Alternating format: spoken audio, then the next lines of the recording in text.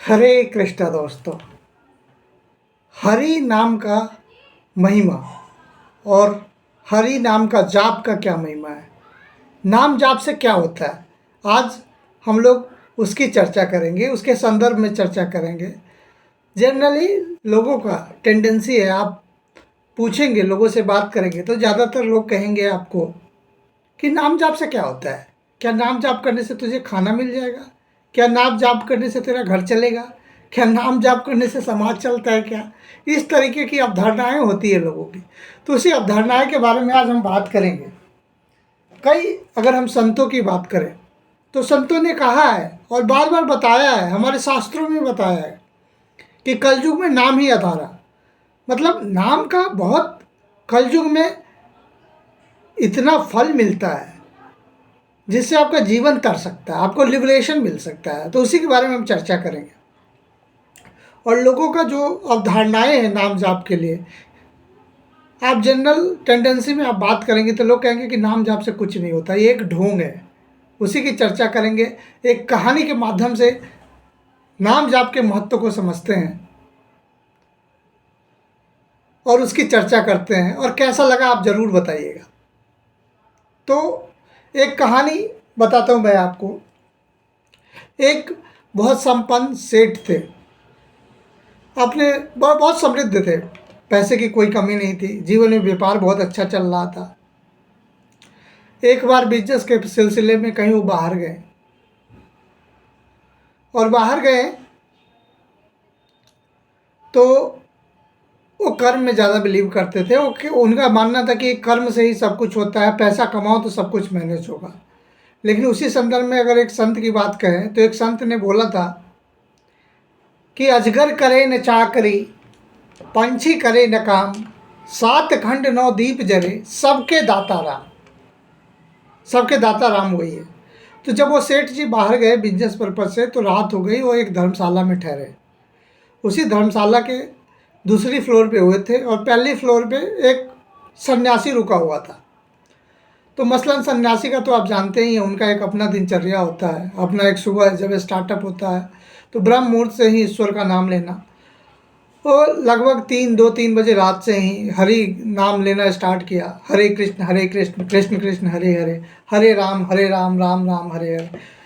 उनका जाप ये चलता रहा, वो ज़ोर ज़ोर से जाप करते रहे। और ये सिलसिला जो 2 3 बजे सुबह से स्टार्ट हुई, ये सुबह 7 8 बजे तक चलता रहा। जो सेठ जी ऊपर फ्लोर पे थे, आराम कर रहे थे, उनको बड़ी रात में दिक्कतें हुई, वो सही से सो नहीं पाए। और उनके मन में बार बार विचार आ रहा था, ये कैसा आदमी है, कौन आदमी है नीचे जिससे मेरा नींद खराब कर दिया, कल का पता नहीं मेरा बिजनेस का मीटिंग कैसे होगा। जैसे ही सुबह हुआ, वो 7 बजे सन्यासी जी के दरवाजे पे पहुंच गया, दरवाज़ा नॉक किया। सन्यासी जी निकले, बोले सन्यासी जी आप क्या कर रहे थे, मेरा नींद खराब हो गया पूरी रात, इससे क्या मिलता है, क्यों आप ढोंग कर रहे हैं, नाम जाप से क्या होता है? आपको कुछ करना ही है तो मेरी तरह कर्म कीजिए, कमाइए, जिससे समाज चलेगा, परिवार का विकास होगा, देश समृद्ध होगा। ये फालतू का ढोंग करने से क्या होता है? ईश्वर क्या देते हैं अगर हम कर्म न करें तो? सन्यासी जी का जवाब बड़े नपे तुले अंदाज में, एक चेहरे पे स्थिरता, वो आभा मंडल, वो जब तेजस्वी के साथ, वो पॉजिटिव एनर्जी के साथ उन्होंने उस सेठ जी को समझाते हुए बोला कि बेटा जो भी होता है नाम जाप से ही होता है, ये पूरा ब्रह्मांड नाम जाप से ही चलता है, नाम जाप के फल से ही सब कुछ होता है, आप जो अन्न खाते हैं वो सिर्फ नाम से ही होता है। सेठ जी फिर दोबारा से उसी चीज़ को रिपीट करते हैं कि नाम जाप से कुछ नहीं होता बाबा, पैसे कमाने पड़ते हैं, पैसे से जीवन चलता है, पैसे से समाज चलता है, पैसे से परिवार चलता है, पैसे से ही देश बनती है, पैसे से ही समृद्धि आती है। और अपने पॉइंट पे वो टिके रहे। क्या आपके ये नाम जाप मेरे को खाना दे देंगे क्या? वो सेठ जी बोलते हैं।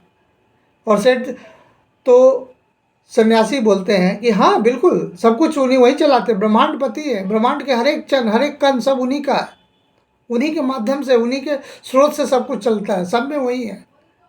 लेकिन सेठ जी दोबारा वही कहते हैं, क्या आपके भगवान मेरे को नाम जाप करने से क्या खाना देंगे क्या? सन्यासी फिर बोलता है कि आपको क्या हो, तो पूरे ब्रह्मांड को, हर एक जीव जंतु 84 लाख योनि को खाना देते, तो आपको क्यों नहीं देंगे? तो उसने एक शर्त रख दी सेठ जी ने। सेठ जी ने बोला कि बाबा एक शर्त रखते हैं आपके साथ, सन्यासी जी आपके साथ एक शर्त है मेरा, अगर अगले 24 घंटे में बिना कुछ किए हुए और ना मैं खाने का भी कोशिश नहीं करूँगा, अगर मेरे को खाना मिल गया तो मैं आपका दास बन जाऊँगा, मैं आपका चेला बन जाऊँगा, मैं आपको गुरु मान लूँगा। अगर ऐसा नहीं होता है तो देख लो सन्यासी बाबा, फिर आपको मेरा चेला आजीवन बनना पड़ेगा। सन्यासी जी बोले जैसे तुम्हारी मर्जी, सब ईश्वर है, ईश्वर देख लेंगे। बोला ठीक है बाबा। अब से स्टार्ट होता है 24 घंटे का से। सेठ जी ने क्या किया, सोचा कि यहाँ पे रहूँगा तो कोई ना कोई मिलने आएगा, ये मेरा क्लाइंट्स मिलने आएगा, कुछ ना कुछ आएगा, बिजनेस सिलसिले में कुछ ना कुछ मैं खा पी लूँगा ही। तो मैं ऐसा करता हूँ कि कहीं जाकर के ऐसी जगह पे चला जाता हूँ जहाँ खाने का स्कोप ही ना हो, फिर 24 घंटे के बाद आके इस सन्यासी बाबा से मिलते हैं। सेठ जी चल दिए, सेठ जी जंगल में चले गए और एक पेड़ के ऊपर जाके चढ़ गए। दिन बीती, शाम हुआ। शाम में क्या हुआ आपको पता ही है कि जो बंजारा लोग हैं वो, उनका कोई एक ठिकाना नहीं होता है, कहीं भी जाकर के जंगल में ही रुकते हैं, खाते हैं। तो एक बंजारे की टोली उसी पेड़ के नीचे आकर के रात में बोला कि आज यही विश्राम करेंगे, रात हो गया, कल जाएंगे। तो खाना बनाने की तैयारी हुई, खाना बनाना स्टार्ट किया, उन लोगों ने खाना बना भी लिया। सुगंध ऊपर तक पहुंच रही थी स्वादिष्ट भोजन के। लेकिन सेठ जी बड़े जिद्दी थे, बोले आज तो मैं खाऊंगा नहीं, चाहे कितना भी टेस्टी खाना क्यों ना हो, मुझे नीचे उतरना ही नहीं है मसलन। कुछ समय बाद वहाँ पे कुछ घोड़े की टाप टाप की आवाज़ हुई। बंजारन को ऐसा लगा कि कोई किसी डकैत इस रास्ते से निकलेगा, हमला होगा, चलो यहाँ से भाग चले, नहीं तो हम लोग को मार देगा। वो सारे लोग वहाँ से भाग गए छोड़ के खाना। और उनका शक सही भी था, डकैत आया वहाँ पे। डकैत का जो समूह था वहाँ रुका, देखा कि खाना स्वादिष्ट था। उन्होंने देखा, बोला कि यार आज तो भगवान ने खाने का व्यवस्था कर दिया, आज अच्छे से खाएंगे यहीं पे, फिर चलेंगे अगले पर आपके लिए।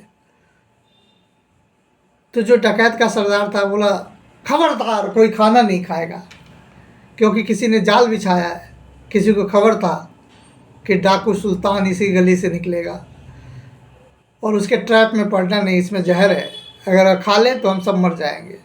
देखो कोई ना कोई होगा इस जाल को बिछाने वाला। उस इंसान की तलाश होने लगी। ये सारी बात ऊपर से बैठ के वो सेठ सुन रहा था। सेठ का हलक सूख गया, सांसें सूखने लगी, गला सूख गया। इसी दौरान एक शरीर में उनकी गजब सी हरकत हुई और उनका जो चप्पल था नीचे गिर गया। जो डकैत का समूह था ऊपर देखा ये तो ऊपर यही आदमी है, उतारो नीचे।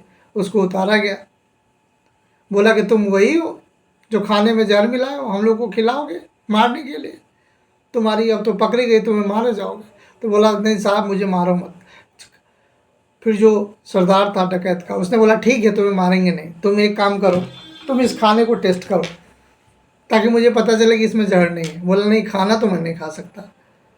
सरदार ने आदेश दिया अपने 2 सहकर्मी को कि बांधो इसको। दोनों हाथ दोनों पैर इसके बांधे गए।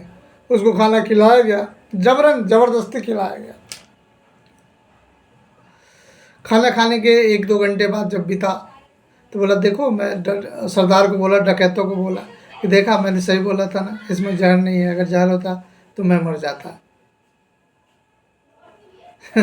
तो फिर बात ये हुई कि बोलो अच्छा ऐसा बात था तो तू खाना क्यों नहीं खा रहा था? तो उस सेठ ने सारी वृतांत अपनी कहानी सन्यासी के साथ जो हुआ था वो सुनाया। तो दोस्तों इस कहानी से आपको क्या सीख मिला कि ईश्वर सबको खिलाते हैं और जब चाहते तब जो जैसा चाहते हो वैसा ही होता है। और हुआ। तो अगर आप उनके सानिध्य में हैं, उनके नाम जाप में हैं, उनके नाम के प्रभाव में हैं, तो एक पॉजिटिविटी, एक और सब कुछ और सब कुछ होता है। इसीलिए संतों ने एक ये जो कहा था, अजगर चरे करे न चाकरी, पंछी करे न काम, 7 खंड 9 दीप जरे, सबके दाता राम। सबके दाता वही राम है, सब वही करते हैं, सब कुछ वही होता है। तो नाम जाप का महत्व तो आपको पता चला और ईश्वर कैसे चलते हैं क्यों पता चला ना। फिर सेठ